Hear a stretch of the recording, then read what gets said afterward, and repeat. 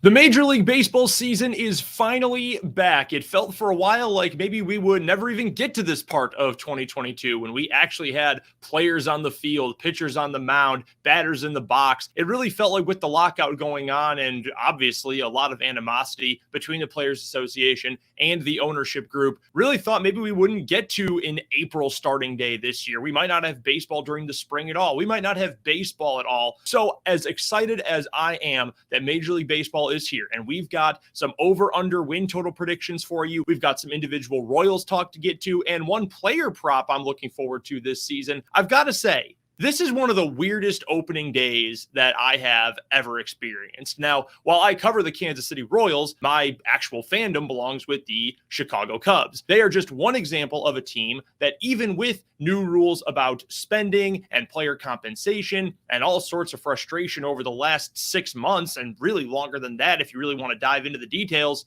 they still are intentionally not fielding a competitive roster, and they're not alone in that. The Cincinnati Reds, the Oakland Athletics, just a couple of the other teams that are clearly not actually trying to win any baseball games this year based on some of the moves they've made, or alternately, some of the moves that they have refused to make over, again, this past offseason and even the last several seasons and off seasons prior. So to me, as a fan of a team that's not actually trying to compete, this is one of the weirdest opening days of all time. But if you're a fan of, say, I don't know, the Kansas City Royals, who may still be a little bit of a ways away from an actual contending window, but are trying to put together, at least seemingly, a better roster to at least win a handful of games this year, there's actually some reason to be excited for this 2022 baseball season. So let's jump right in there with the Kansas City Royals and what this season is going to look like. Obviously, there are a few names that were brought in or brought up to the big league club that are going to get people extremely excited for baseball at Kauffman Stadium in 2022. My record prediction, we'll start with that right off the bat,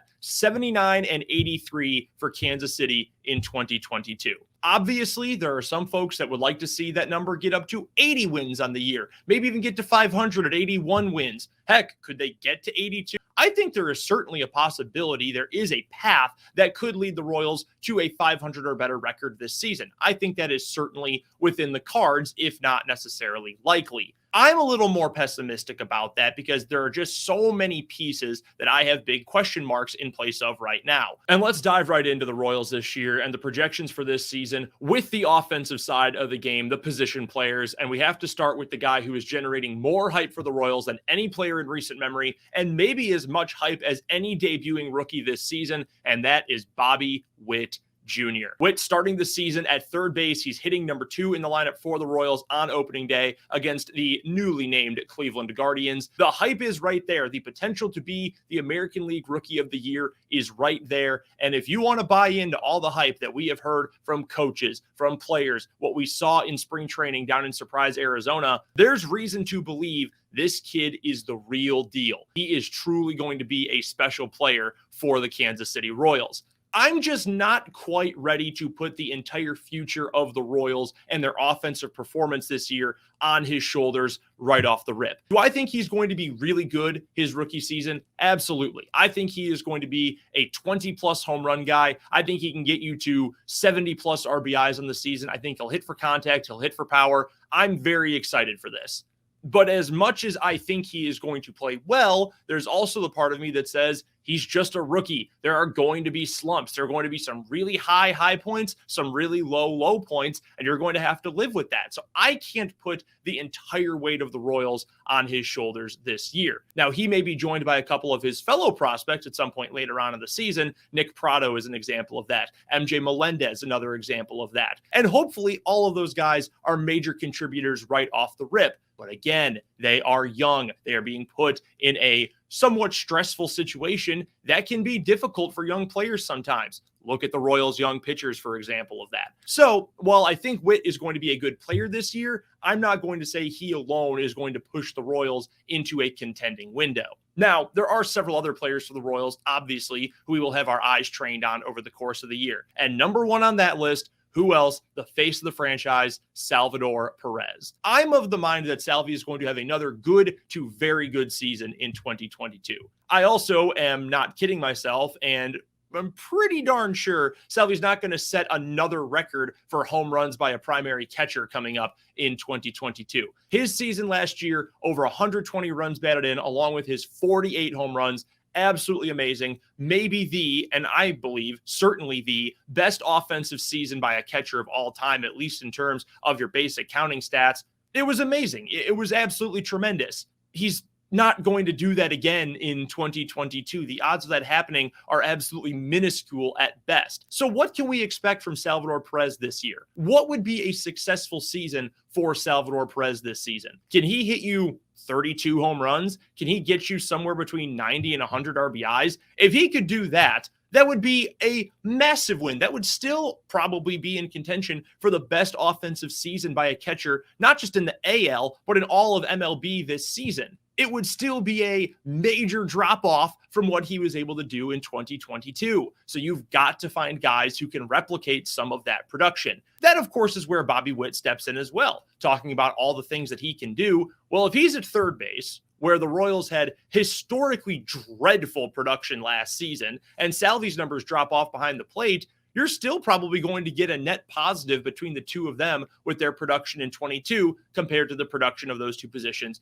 back in 21. So that is something encouraging, even if Salvy does take a moderately sized step back this year, which would be, again, understandable regression and wouldn't mean that he was having a bad year. In fact, he could very easily have the second best year of his career if he had 30 plus home runs, 90 plus RBIs in 2022. But while Salvy obviously and understandably is going to experience some regression this season, there are a couple of other players, veterans specifically, on this Royals roster on opening day who you have to have a trained eye on this year to see whether or not they are going to keep up their production from a season ago, or if maybe they are going to show some signs of regression as well. And the number one example of that is Nikki Lopez. Nikki Lopez defied at least my wildest dreams last year and put together a truly fantastic season. I was not expecting him to be a 300 hitter, to get on base at a 360 plus clip.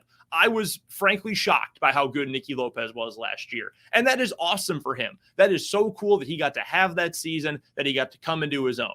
The concern, though, with Lopez is if you look at some of the sabermetric numbers, if you will, if you look at some of the peripheral numbers, they indicate that it wasn't necessarily a sustainable 2021 campaign for Nikki Lopez, which leads you to believe there could be some regression, possibly major regression, in store in 2022. Now, is he going to go back to being about a 230-ish hitter like he was if you combine his first and second seasons, which included the 2020 sprint? So really, you got one full season's worth of games in Nikki Lopez's first 2 years in the bigs. I don't think he's going to drop quite to that level, but I also don't think you can probably expect another 300 batting average season from Nikki Lopez in 2022. That's an area where the Royals are probably, again, going to have to find someone to pick up some of the slack if he drops off. Maybe that's Adalberto Mondesi, but you always have to worry about the injury issues with Mondi, so we'll have to see where that middle infield production comes from this season. Speaking of middle infielders, or at least this guy used to be a middle infielder, what is Whit Merrifield going to look like in this upcoming Major League Baseball season? Last year, by his standards, if you look at things like batting average, total number of hits, his OPS plus was actually below league average. It was an undeniably down year for Whit Merrifield, who's now moving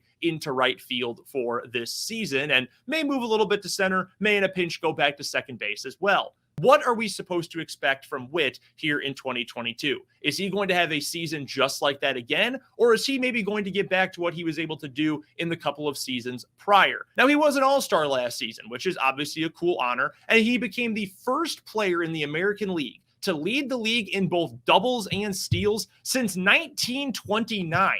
That is a phenomenal stat, and yet without really any of the power, or at least most of the same power he had in previous years, it's understandable why his numbers dropped off a little bit. So you have to wonder, for a player who's never been an unbelievable hitter, but has been very solid, very good for years now, but is getting up there a little bit in age, considering he was such a late bloomer and got such a late start on his major league clock, what can we expect from him? Certainly better than the right field production from a season ago, specifically before Jorge Soler was traded, when he was below the Mendoza line with the Royals, before, of course, going on to win World Series MVP with the Atlanta Braves. But can Whit replicate what he used to do, or is he going to replicate what he did in 2021? That, I think, is going to be very telling for what the Royals are able to do offensively this year. Now, we're talking a lot about guys who are either regressing or maybe on the path to regression, but let's talk about some guys who may be in line for a bounce back as well. That starts with a guy who had really high expectations going into last year because of the contract he received,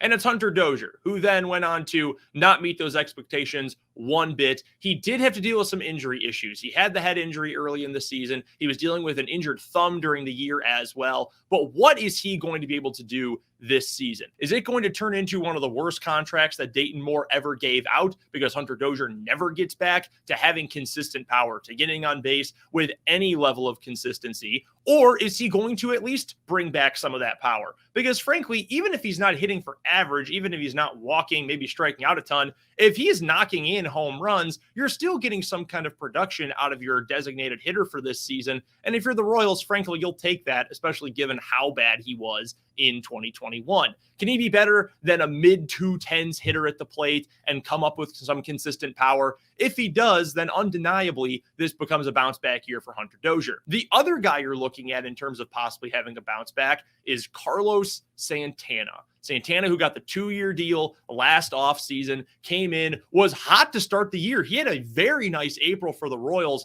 but then after a week or two into the month of May, just completely cratered and became one of the Royals' worst offensive players all of last season. Yes, he's able to walk, which really no one else on the Royals can do with any level of consistency, or at least they haven't showed that to this degree of their careers, but he doesn't hit for as much power as you would like, given the fact that he is striking out so much, not hitting for contact, and he's older. It's been a couple years in a row now where he has been a below average Major League Baseball hitter. He's going to spend some time at first base. He's probably going to spend some time at designated hitter. Another guy similar to Dozier, you're not asking that much, but you need to be better than the bottom third, the bottom quarter of all offensive players in Major League Baseball. If you can get that from Santana, you can live with him for one more year. Frankly, if he actually does well in the first couple months of the season, maybe you don't even need to deal with him for an entire year. You could trade him at the deadline, get anything back, frankly, and then it's time for Nick Pratto to step in at first base as your first baseman of the future. So when it comes to both Dozier and Santana, as long as you get some kind of bounce back, you're getting more offensive production this year if you're the Kansas City Royals. We've talked so much about these position players at this point. We'd be remiss if we didn't get to the pitching as well. And I think for all the hype about the offensive production this year for the Royals, specifically when it comes to Bobby Whit Jr., we also have to talk about how big of a year this is for Kansas City pitching, specifically for the young guys, that next generation, that next era of Royals pitching that has been in the incubator for a few years now. And frankly, in 2022, these guys need to step up. They need to take another major step forward in their development and their competency at the major league level. They need to take a massive step forward as a group in terms of their consistency as well. You don't worry about Zach Greinke, as exciting as it is that he's back. You're not worried about him for the future. He's back on a 1-year deal. He's not part of the next contending window for this Royals team. Frankly, Brad Keller's probably not in that group either at this point after he had a really up and down with more down than up in 2021. But we're talking about the guys like Daniel Lynch, like Jackson Kowar, Brady Singer, Carlos Hernandez, Chris Bubich. These are guys that need to take that next step. And I think that is what this Royals season is going to hinge on. You look at the guys who are starting the year in the starting rotation. Chris Bubich over the last couple of seasons has probably been the most consistent of any of these guys. He doesn't have the best stuff by any means, but he's had some of the best outings from this younger core of pitchers. If he can go out there and be a solid third starter, even a really good number 4 starter, the Royals will probably be pretty happy with that. Carlos Hernandez is also in the starting rotation this year. Did not have an especially good spring. In fact, his last time out in spring training was a day he certainly will want to forget. But last year, during the second half of the season, he was the Royals' best pitcher. You can make the argument he was the Royals' best player in the second half of last season. So the question with Hernandez is, can he keep that up? Was it a fluke because nobody knew about him? Or is that actually who he's going to be for his major league career? If it's the former, there's some concerns, but at least you've got some depth. If it's the latter, the Royals are actually in a much nicer spot. Then you get to Daniel Lynch, who seemed a little bit down before camp broke and the Royals returned to Kansas City. Sounded like maybe he didn't think he was going to make the roster. Well, he is the number 5 starter to open up the year for Kansas City, but he's another guy for as many times as we saw flashes of, dang, this guy can really go. He's got some decent stuff. Maybe he could be a top 1, 2, 3 kind of pitcher in the major leagues. There were also so many moments where you thought, oh my God, is he ever going to put it together? That's the kind of thing that has plagued this young group of Royals pitchers for a while. And Lynch, since he's in the starting rotation to start the year, is going to have an opportunity to prove that he does belong at this next level. Throw in the guys like Brady Singer, who is going to start the year out of the pen. I think the bullpen is where he is going to spend the rest of his career, frankly. He only has the 2 pitches. He's got that chaotic, wild demeanor. He's probably a bullpen guy going forward. Is that going to hurt his mental state? Not to say that he's mentally fragile or anything like that. I would never want to suggest that, but he does have a bit of a hothead mentality on the mound. Can he control that? Make it a little bit more of a controlled rage, so to speak, when he goes out there on the mound. If he's able to do that, probably helps his future chances as well as the Royals' future chances. Then there's Jackson Kowar, who frankly had a very bad 2021. Can he show you anything? Can he be enough to eventually become the guy from this group who gets traded for another prospect, or maybe gets traded for a player who could help you out offensively, a starting pitcher, a relief pitcher, whatever it might be? Kowar might be that guy, but he's got to show something more at the major league level first before we get to that point. All right, we've gotten through the Royals, and now it is time for win totals for 2022. Obviously, if you're watching in Kansas, at least as of opening day, there's no legal betting, so you can't legally put a wager on this. So this is just for entertainment purposes only. But if you maybe went to a state or you're watching in a state where you can place those bets, here are my favorite win total picks for the season. Now, depending on what book you're going to, depending on what provider you're looking at, you may see different win totals, but these are what I saw leading into opening day, and it's what we're going to rock with over the course of the season. Let's start with the Kansas City Royals. We've already run you through what to expect, what to be on the lookout for in this Royals season. I gave you my record prediction. 79-83 is what I'm banking on for the Royals this year. So obviously I am going over 74.5 wins as their projected win total for 2022. That is one of 2 win total overs I've got for you on the season. The other one belongs to the best team in Major League Baseball. The Los Angeles Dodgers, I saw the number at 98.5. Some places have it at 97.5. I don't care. They're going to win 100 games in my estimation. Go over on that one. They're one of the few teams in the league that's actually trying, that is actually paying with their gigantic budget and payroll to go get elite types of players.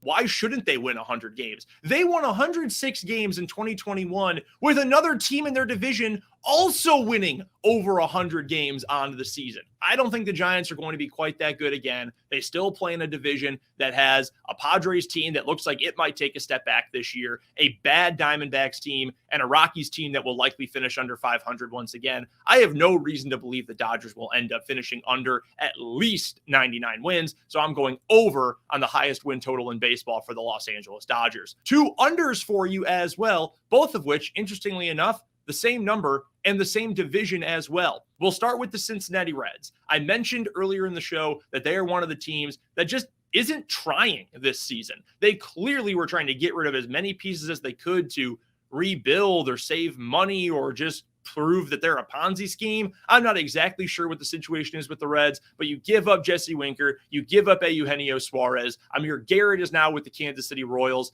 This is a team that I think is going to be terrible this year. I don't think they care if they're terrible at an administrative level for that franchise. So I'm going under 74.5 wins for the Cincinnati Reds out of the NL Central. And from the same division with the same number, I'm wearing their hat today as I record this, the Chicago Cubs, under 74.5 wins. It's another team that hasn't done anything to prove to me they actually want to win. Does the Ricketts family care if they even win 70 games this year? You'd be hard-pressed to convince me that, yes, that is indeed the case. They went and got Seiya Suzuki. Very cool. All-star out of Japan. it seems like that was a distraction tactic more than anything for the Cubs. There were numerous free agents. Heck, there still are free agents out there who could make the Cubs roster and make it a better team. Didn't bother signing any of them. Instead, they're going to keep rolling out the Frank Schwindells and Rafael Ortegas of the world and try to convince Cubs fans that, yeah, we are trying. Sure, we really do care. By the way, that starting rotation, puke. Cubs under 74.5 wins for the season. I also promised you one player prop I'm interested in this year. Both myself and my co-host Fulton, we are on this one. Give me Shohei Ohtani over 10.5 wins on the season. Now, he's never done that before. He's never gotten to 11 wins as a pitcher on the season. Wins are a volatile thing. They're hard to predict. I think Shohei is going to get there this year. So give me Shohei Ohtani over 10.5 wins on the season.